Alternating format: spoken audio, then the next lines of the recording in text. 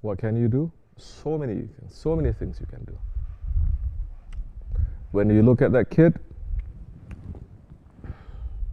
and you say, okay, I feel something, but I'm so desensitized to it that sometimes I just want to gloss it over. What can I do other than feeling bad, right? Some people, they're asking. So many things you can do. One of the things you can do is that when you look at your child, you're going to see that kid. When you look at children, you're going to see that kid. Which means not to say, oh, that is my precious child. I don't want it to be like that kid, so I must now shower him with more and more luxury and spoil him. No. You're going to look at your child, and you're going to look at that kid, and when your child, he passes the limit. For example, not giving respect to food. That's so many. They don't teach their children to have respect to food. First, they give their children whatever they want to eat. Then later, they eat. Okay, mommy, I don't want this. Oh, it's okay. Put it over there. What's she going to do with it? She's going to throw it to garbage. Correct? I want this. I want this. Enough. I don't want to eat anymore. Then it's okay. If something that is precious, that is risk, you don't treat it like that. Then you're going to understand how much my child has been blessed. What is separating my child from that one? Nothing. So now I'm going to be extra careful, because Allah has given me so much ni'mat and has denied that one. So now I must be responsible with the ni'mat that I have. Because people are looking, what can I do to help that kid? You cannot do much to reach to that kid. You can do something to reach to yourself and others around you. That is more important. Where your hand can reach, you cannot reach that. It can reach to your children. It can reach to your wife. It can reach to your husband. It can reach to your grandchildren. Reach them. Make them to understand.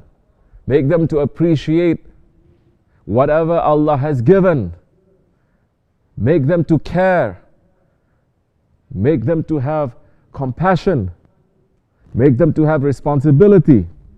Make them to have love and thanks to Allah subhanahu wa ta'ala. You understand? That you can, and that's what you should do.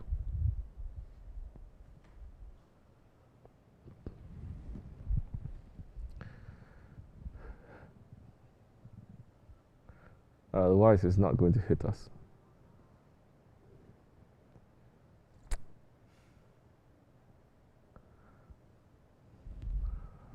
Otherwise, we are going to be questioned on the Day of Judgment. We may get away these times to say, Ya Rabbi, I cannot help those ones. We don't have a Khalifa. There's no divine law in this world anymore.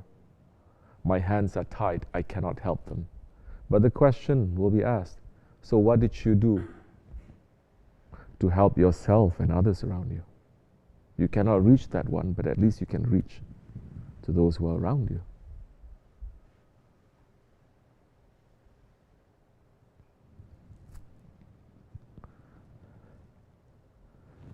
I wonder how many of us who have children would make their kids to watch that video. Correct? If the adults, they get so dead in the heart, they don't really. How many are going to teach their children that? They say, look at this one. Look where his home is. Look what happened. Then that time, maybe you are going to understand a little bit more, because the kid is going to ask, why is this happening, Daddy? Because bad people make it. Why? Then you're going to start having to explain. But you can only explain if you understand it yourself. And to make a kid to understand, you yourself have to have that innocence and that purity of understanding to make them understand. Otherwise, you're just using words. You just say, oh, it's complicated. Oh, I don't know. No. There's no real complication between haq and batil. Between zulm and the one who is being oppressed. The zalim and the mazlum. It's not so complicated.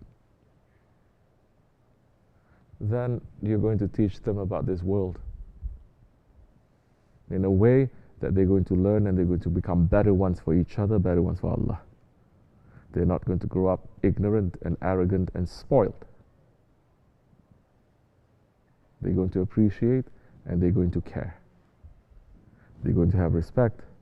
Then that time when all those qualities are there, when you teach them the dunya, that's a very firm container. And that container is going to filter out what is good and filter out what is bad. Filter out the bad and retain the good, because it has a strong container. First, you don't teach them the love of this dunya. You teach them about the love of Allah and His Prophet, and the love of this ummah, and the love of good. You teach them that first before you teach them about worldly knowledge. Because otherwise, when are they going to learn about right or wrong? So many past teens, 20, 30, 40 years old, they still don't know what is right and wrong, and they don't want to know what is right and wrong. Why? Because I'm not the one getting bombed. Because I have everything that I want, because daddy is going to give it to me. Because if I don't, then mommy is going to get very upset and daddy has to give. So they learn manipulation at a very young age. We don't see these things. That's why, at least living here in the farm, you're going to see death of the animals. You're going to see how animals get sick. You're going to see how difficult it is to live in this world. But especially living in these countries, first world countries. It's not as if we're shielded from the misery of other people, but it's shown in such a way that it is very ineffective. Through posts and through this and that, is very ineffective. It desensitizes you.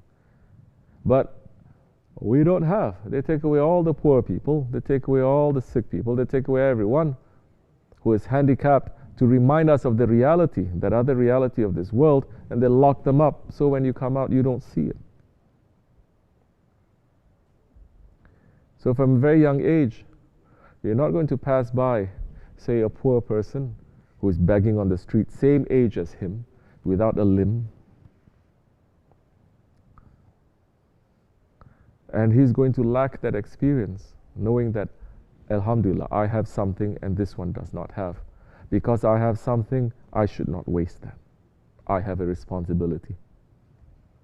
All that is taken away. In fact, they not only take away that reminder and those feelings, they put different feelings to say, whatever you have, it is not enough. You should have more and more and more and more and more. Awakening that desire, especially through the television and through other things. The children grows up just wanting more and more. I remember reading an article years ago. There was this very spoiled teenager from New Jersey. She was very out of control, the mother said. Spending thousands of dollars every month that she's not earning. You know, getting very spoiled, taking one thing, not even using it, throwing it away, wanting more and being very nasty. You know what the mother did to her? The mother took her and gave her a one-way ticket to India. Okay? To Calcutta. To stay in an orphanage. And says, you don't come back until, and didn't tore up all her credit cards and everything, so you stay there. Because I cannot teach you anymore. I cannot do anything. You have to stay there. The girl was going to kill herself, but she stayed there. It transformed her life. Because people still have humanity, you understand, in their hearts. It just has to be awakened. They just have to be surrounded by the right amount of influence. She stayed there. She had to deal with these orphans. She has to deal with poor people, sick people. And she just woke up. She said, this is real. What I had before, that was unreal. And this is the meaning when the Prophet ﷺ says, visit the cemeteries often. Visit the sick people often. Remind yourselves of death often. This is the same meaning. Oh, we know so much. So many times we teach our children to become hafiz, but we don't know any of these prophetic manners. So they become hafiz of Quran with the worst shaitanic manners. From a very young age, they know how to cheat and lie and steal. And then are we surprised that 20 years later, we have people who are claiming to be Muslims and they're perpetrating the worst crimes? No, we're not surprised.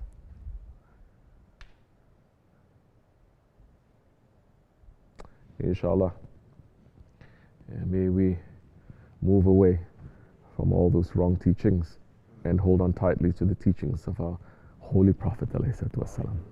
Inshallah Rahman, we are weak. We're asking, Ya Rabbi, help us. Send us some strength, send us some power for us to live clean and properly and to raise our children clean and proper. As much as we can in this Ahir Zaman, Ya Rabbi. Send us the help and protect us, Ya Rabbi. For the sake of the Holy Prophet ﷺ, Sultan al-Awliya and Sahib al-Saif.